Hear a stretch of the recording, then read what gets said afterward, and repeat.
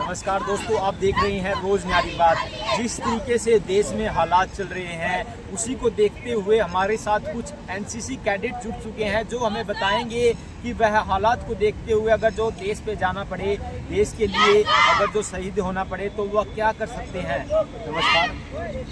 जय हिंद। मेरा नाम, मुझे ऐसा लगता है कि जो पाकिस्तान और जो भारत देश के बीच में जो आतंकवाद छिड़ा हुआ है ये मेरे हिसाब से बिल्कुल ही गलत है। हमें लड़ाई की बजाय कुछ और जरिए भी निकालने चाहिए इस चीज़ को सुलझाने के लिए।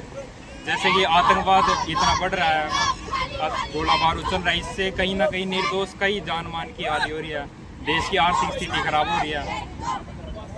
भारत भी बिल्कुल टक्कर में और पाकिस्तान भी बिल्कुल अपनी पीक पे है, तो पूरे जोरों से लड़ाई बज रही है।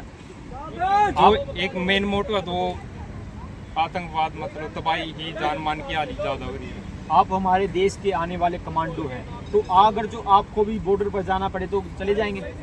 जी हाँ, मैं इसमें बहुत ही गर्व महसूस करूँगा। अगर मैं बॉर्डर पर चला गया तो मुझे ऐसा लगेगा कि मैंने अपने देश के लिए कुछ किया है, सच में शहीद होने का मौका मिला है, जो कि हर इंसान को नहीं मिलता है। देश की भक्ति करने का एक अवसर, ये बहुत अच्छा अवसर होगा देश के लिए। तो आप यहाँ पर रहकर भी कुछ कर सकते हैं, यहाँ पर रह के क्या कर सकते हैं?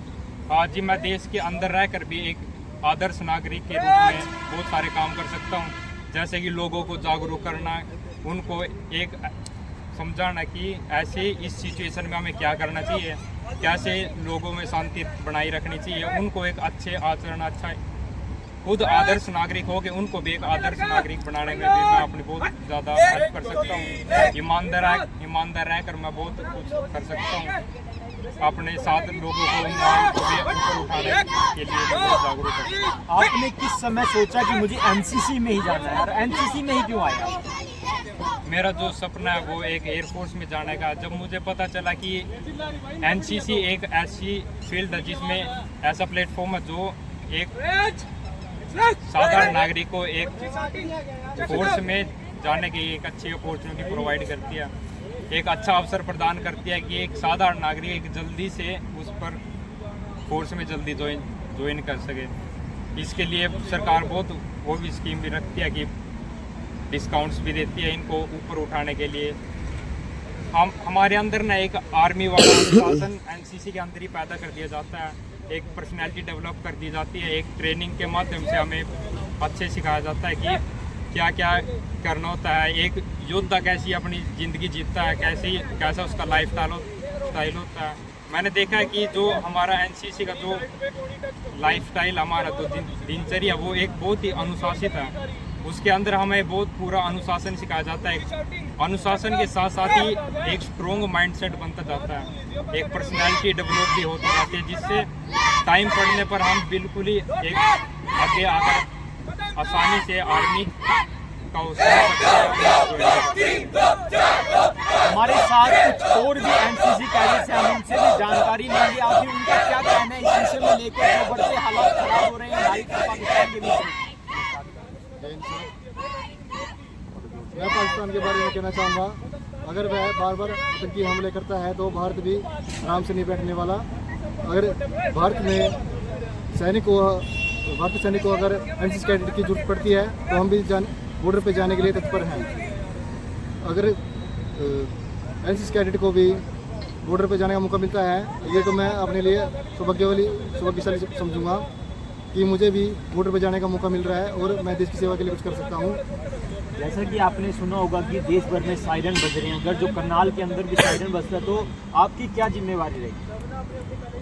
अगर देश भर जैसे चंडीगढ़ शहर में भी जैसे ब्लैकआउट हो रहा है और करनाल में भी अगर ये हालात होते हैं तो हमें अनुशासन पर सही काम करना चाहिए। जैसे जिला आदेश द्वारा करनाल शहर में कोई नोटिस जारी किया जा रहा है तो हम इसका पालन करना चाहिए अगर हमें लगता है कि देश के नागरिक को हमारी जरूरत है, हमें यहाँ अपना सहयोग देना, देश के लिए कुछ करना चाहिए, हमें सहयोग को अपना बांटना चाहिए, तो हम ये करने के लिए तत्पर हैं। अगर जो मान लो कि युद्ध के हालात होते हैं और लोगों को बोला जाता है कि वह सुरक्षित रहें, तो कैसे लोग सुरक्षित रह सकते हैं? कुछ थोड़ा बहुत हमें बताएंगे कि कैसे मतलब लोगों को बचाया जा सकता है? मेरे हिसाब से अगर कोई ऐसी जगह जहाँ पर रोजगार मतलब खाद्य पदार्थों की कमी है तो उसको उस एरिया में खाद्य पदार्थ पहुँचाने चाहिए, जैसे कि खाने पानी की व्यवस्था करनी चाहिए। हालात कुछ ऐसे हो जाते हैं कि आसपास के खाद्य पदार्थों में बहुत नुकसान हो सकता है, जल पानी मिलना मुश्किल हो सकता है, तो लोगों को पहले से ही जागरूक हो कर अपना कुछ लंबे टाइम के लिए खाद्य जो स्टोर करके रखना चाहिए। आप देश के लिए मतलब कि ट्रेनिंग कर रहे हैं, आने वाला आप कमांडो हैं, तो कैसे ट्रेनिंग में आपको भी कुछ सिखाया जाता होगा कि अगर हमला होता है और लोगों को आपको मान लो बिल्डिंग से बाहर निकालना, तो कैसे निकालेंगे? हाँ, हमें इसके ऊपर भी बहुत अच्छी ट्रेनिंग दी गई है। कई कई कैंपों में हम गए हैं, उसके अंदर हमें बहुत अच्छी से ट्रेनिंग मिली है। जैसे ही कई बार आग लग जाती है तो किन फायर एक्सटिंग्विशर का यूज़ करना है, कैसे यूज़ करना है, कम टाइम में ज़्यादा लोगों को कैसे बचा सकते हैं, कैसे उनको एक अच्छी कोशिश कर सकते हैं कि जाने उनको अच्छी बचाने की। बचाने की एक अच्छी कोशिश कर सकते हैं। कम से कम समय में ज़्यादा से ज़्यादा लोगों को बचाना एक मेन मकसद होता है।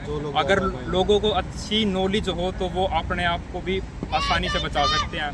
जैसे कि मैं एक कैडेट हूँ, हमें सिखाया गया था कि अगर किसी एक एरिया में आग लग जाती है तो अपने ग्रुप को 3 पार्टों में डिवाइड कर लेना चाहिए, जिसमें जो एक पार्ट है वो रास्ता दिखाने का काम करता है, एक पार्ट एक ग्रुप बनता है वो लोगों को आर्थिक सुविधा देता है, जैसे कि अगर उसे चला नहीं जा रहा तो उसको सुरक्षित बाहर निकालना है, और एक को बोलते घोषणा करते रहनी है, बताते रहना कि कैसे कैसे काम करना है, कहाँ कहाँ रखना है, जो पूरा उसको नज़रिए से देखता है, ऊपर से देखता है और उनको फर्स्ट एड भी देता है। तो जिस तरीके से भारत में और पाकिस्तान में मतलब आपसी तनाव बढ़ता जा रहा है और पाकिस्तान बार बार जो है अपनी हरकतों से बाज नहीं आ रहा, वो भारत के ऊपर जो नागरिक हैं उनके ऊपर ही अटैक कर रहे हैं, तो क्या कहना चाहेंगे?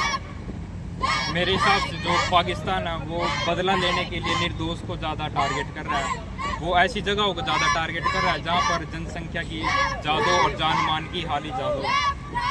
इसके पीछे भी हमारा एयरफोर्स कंपनी है, मुंह तोड़ जवाब दे रहा है।